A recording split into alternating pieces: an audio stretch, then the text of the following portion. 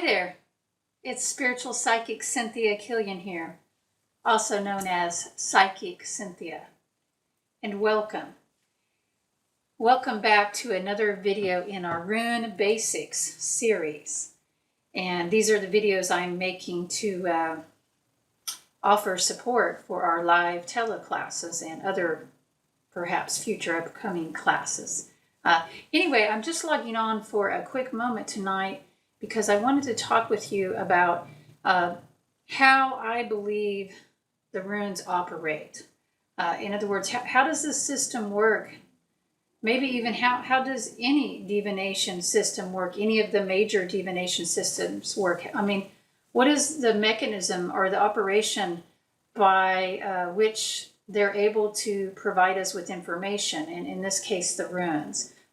And also talk a moment too about the connection that the runes have with a few of the other divination systems. So we might touch on this a little bit more in the teleclasses. This is really maybe even a bit more beyond the basics, but if you're just curious about maybe a big cosmic overview picture of the runes and what I see with that, then this will be very interesting to you. So basically, okay, you can look at the runes. There are, I'm speaking of the Elder Futhark, and I understand there are some other systems of runes, but most rune readers do use the Elder Futhark, so we'll stick with that one. And that is the one that I am teaching on currently. And in the Elder Futhark, there are 24 runes. Now, I know that sometimes people in more modern times add a blank rune, but the blank rune is not traditionally part of the Elder Futhark. So there are 24. If you read with the blank rune, I'm not saying that's a bad thing. I'm just saying it's a new thing, okay? So there's 24 runes in the Elder Futhark. And what this means, 24 runes, each with a different meaning. This is, a system coming up out of, the ancient Northern European, Proto-Germanic people. Their whole culture that they were, I say culture as if it was one culture. It wasn't. There were many different cultures. But there was a certain mythos that was evolving and an understanding of the universe. And that's what the runes represent, is this understanding and division of the universe into 24 different possibilities. Basically, to these people who encoded the runes for us, probably long before they were ever written down, or at least written down for the common person, this system was understood. And it was a way of dividing possible situations and every possible thing that could happen or possibilities in nature. It was a way of dividing those into a kind of sacred geometry. And the number they used for that was 24. So when you look at those runes and when you're reading them, please understand it this way, that this is math, okay? This was a science to them. All truly well-developed divination systems are mathematically based. Math is the common language that brings everything together. So, it's really important to look for these patterns when we're studying divination systems. And in the runes, we have 24, and they are divided within the system into 3 sets of 8. So 8 is a very sacred number here. You can also compare the runes to a couple of other systems if you wanted to. I can, at least because I'm familiar with some of these other systems. So let's compare the runes, say, to astrology. Now, astrology is very, very complex. I understand that. Of course I do, because I'm actually a practicing astrologer who does readings for people with astrology charts. So the chart itself is very complex, and there's a lot of different aspects. And I don't just mean the aspects like the mathematical relationships, but there's a lot to it, okay? But the basis of astrology is the 12 signs. And so here we see the runes have a way of dividing the world into 24 different possibilities. Now, keep in mind, some of those runes can be reversed, so it has a slightly different meaning, but it's still the same energy, just a little bit more difficult or blocked. So in that system, the primary basis of division, there's 24. In astrology, the primary basis of division is 12. So again, we see another way of dividing the cosmos in astrology. And that's why if you study any astrology, you know, even just, let's say you do a year or two and you just get an understanding of the 12 signs, that's why you can look at the world around you or a situation and you can say, oh, that's like Sagittarius, you know, or, you know, if you see somebody out there who's real jolly and generous and, you know, perhaps they're over imbibing in food or alcohol or something, or just living larger than life. If you understand astrology, you would say, oh, that's so Sagittarius, you know, and you could take that further too into the planetary energies and you might say it's so Jupiterian. So that's the planet, the real Sagittarius. But there's this idea that, you know, once you learn those 12 signs, you can start to see those very distinct energies in all these different parts of realities. And it's the same things with the runes. I mean, once you start to learn them, like let's say something really disruptive happens out of the blue all of a sudden, and it throws your plans, you know, out the window that you had. Well, with the runes, you know, you would say, oh, that's so Hagalaz, right? Because that's Hagalaz is the rune that is associated with that kind of disruption or an unexpected turn of events. So, you know, in one system with astrology, you're dividing the world and possible scenarios into 12. With the runes, we're dividing into 24. Another system that I really find to be quite accurate and reliable for doing readings is the I-Ching. Now, the I-Ching has what's called hexagrams. These like ideograms, you know, images are made up of 6 lines stacked on top of each other. And within the I-Ching, there are 64 hexagrams. So to the ancient Chinese mystics, and the I-Ching really did develop and evolve over a very long period, but eventually they settled in on 64 possibilities for different situations and realities. You know, this is their mathematical way of dividing the cosmos. And it's interesting because 64 is 8 times 8. And just like the runes are divided into 3 sets of 8s, the I-Ching hexagrams can also be divided into 8. So here we see a link with the cosmic number of 8. And I really think out of all of the other divination systems that, you know, if you want to maybe understand the runes, like what would it be most like? It is more like the Chinese system of the I-Ching than anything else. If you're not familiar with the I-Ching, that is spelled capital I, and sometimes there's a dash there, sometimes not. I write it with a dash. So capital I dash capital CHING. And it is pronounced I-Ching, at least that's what I understand. Although a lot of Westerners will mispronounce that I-Ching. So whatever works for you, I say I-Ching. And you can Google that if you want to learn more about that for now. But some people do actually call the runes the I-Ching of the West.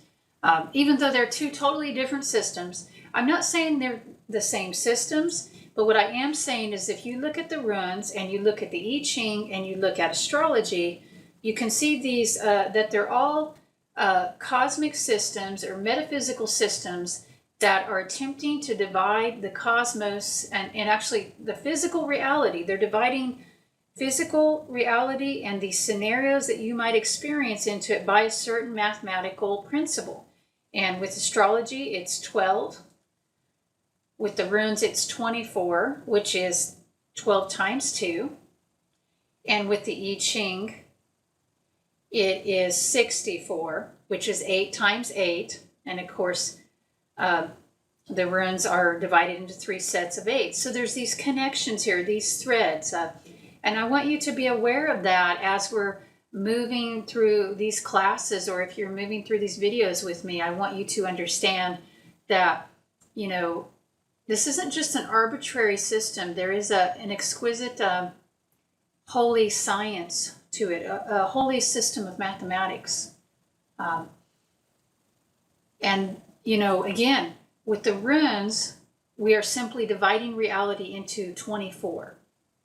And that's not counting the possibilities that can arise when certain runes are reversed. It's, of course, not counting the possibilities when, if you lay down 3 runes, then you have, you have multiple more possibilities there, except for you never really have more than 24, right? Because there's 24 energies. So begin to think of that, okay, here's a little test, or not a test, something fun actually you could do. I find it fun, at least. As you're learning more about the meanings of these runes, start to look for them and their energies around you, or just start to look at things that happen or people that you meet and ask yourself, what rune does this situation or this person remind you of? Start to really overlay that mystical mathematical division, this understanding, this blending of math with spirituality and psychicism. Start to overlay that onto your day-to-day life. And I would challenge you, if you wanted to, I would absolutely challenge you, dear one, to, in your rune journal, which I hope you have one, okay, keep a rune journal for a little while if you really want to learn these runes. Have a little special book that you write these down into. Your little, it doesn't have to be all your class notes, but your interactions personally with the runes, where you do your readings and things like that. And also, each day, look at someone or something that happens and ask yourself, what rune does this remind me of? Or runes, it could be a couple, but try to find just one and write that down. If I'll give you some quick examples. I mean, if you're, say you're normally, you drive to work every day, or you drive maybe to a class or something, and it's usually a pretty quick little drive, no problems at all. But let's say you get stuck in traffic, or let's say you get stuck in traffic every day. Well, maybe one of the runes that might remind you of that is the Isa, the ice rune. Because some people say that's a standstill rune.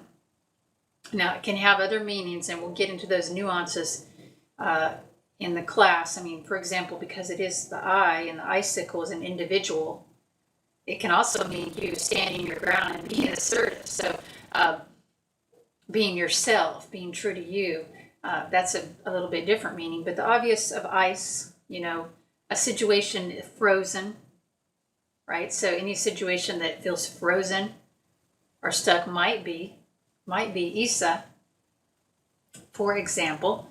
I mentioned Hagalaz earlier. That's the one that looks like an H.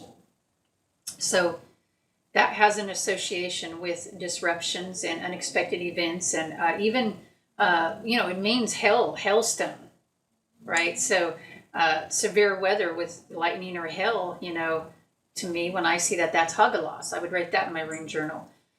Just some very easy ideas to get you started. If you encounter a young man, or it could be a woman, I guess, somebody who's really energetic and full of raw power and really pushy and aggressive and enthusiastic, that could be Uruz, the second rune. Are you getting the idea? Do you see how you can start to interact and interface with these runes, as a lens over your day-to-day life, not just in readings.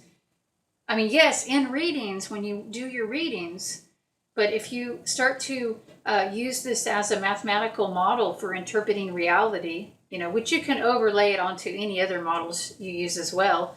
But if you start to use this as one of your models, then you will learn a lot faster. I mean, I kid you not, you'll learn so much faster if you start to see it in your reality around you and start to notice that. So that is what I would suggest that you do. And even if you don't do that in a more structured way, by writing a little bit about it every day, just start thinking about it. Just start interfacing through this system, with your ideas and your beliefs, and seeing the world through the lens of the runes, through the mathematical system, through the division of 24 of the runes. You could also see it through the division of 8. Once you start to learn more about what the levels are, what the meanings are for the 3 sets of 8s, you could even just say, this is vibrating to the middle level, or this is vibrating to the first row, or the last row. You can start to also work on those levels. So not just work. It's not really just work. It's a way of seeing. Okay. Because after all, one of the reasons we work with the runes, at least I think, is to open the third eye, to open the psychic scene. So this is just another language that you can overlay on that. And listen, if you study other systems too, like the tarot, that's great. Or if you work with the I-Ching like I do, I work with them all actually. So you don't have to get rid of those old systems. You just weave them together and add this additional interface. It's kind of like having access to another computer program, a sophisticated program. They're all very sophisticated. The thing I like about the runes is there are only 24. And that's a lot easier to learn than, say, the 64 hexagrams of the I-Ching or the 78 cards of the tarot. I guess in the major arcana, there's only 22. So you actually... that's a little less than the runes, but it's almost close. It's very interesting. That's a close number, but not quite the same. So yes, work with the 24. Learn to see reality through the lens of 24 and through the 3 8s. Until next time, may your journey with the runes be blessed and wonderful. Love to you all, and bright blessings.